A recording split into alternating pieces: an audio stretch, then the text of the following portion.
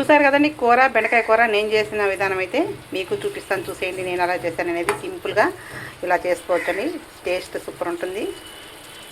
మా వారైతే పావు కిలో బెండకాయలు తెచ్చాడండి. ఇవాళైతే ఈ కూర చేస్తున్నాను. నేను ఎలా చేస్తాను చూపిస్తాను.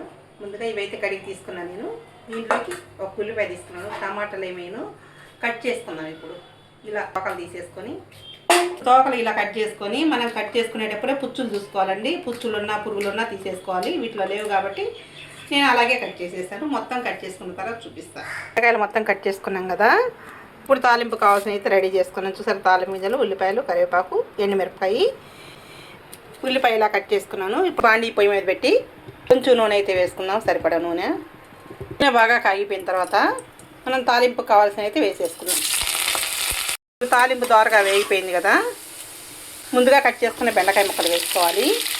ఇప్పుడు ఉల్లిపాయ ముక్కలు వేసుకోవాలి. ఇప్పుడు రుచికి సరిపడా ఉప్పు వేసుకోవాలి. కొంచెం పసుపు వేసుకోవాలి. ఇవన్నీ వేసిన తర్వాత బాగా కలబెట్టేసేసి కలిసేటట్టు మూత పెట్టేసేయాలి. బాగా కలబెట్టేసుకున్నాం కదా, మూత పెట్టేద్దాం.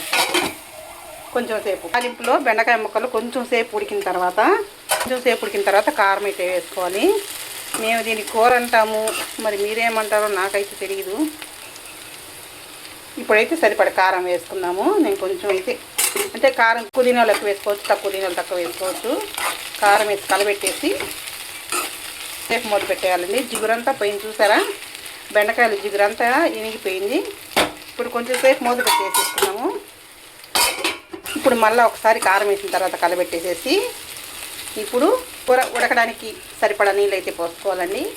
కొంచెం అయితే వేసుకుందాం, ఎక్కువద్దు, చాలు సరిపోతుంది. అంటే ఉల్లిపాయ కొంచెం పచ్చి ఉంటుంది కాబట్టి ఆ బెండకాయ ఉడకడానికి, ఉల్లిపాయ ఉడకడానికి సరిపోతాయి. ఇప్పుడు కూర ఉడికేదాకా మూత పెట్టేసుకుందాం. సిమ్లో పెట్టేసుకోవాలండి, పెద్ద మంట అసలు పెట్టకూడదు. సిమ్లో పెట్టి ఉడికించుకోవాలి. అప్పుడు బెండకాయ కూర బాగుంటుంది.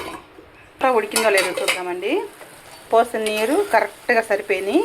ఉల్లిపాయలు ఉడికినాయి, బెండకాయ ముక్కలు కూడా ఉడికిపోయినాయి. కూర అయితే రెడీ అయిపోయింది, బెండకాయ కూర. చూసారు కదండి బెండకాయ కూర నేను చేసిన విధానం అయితే.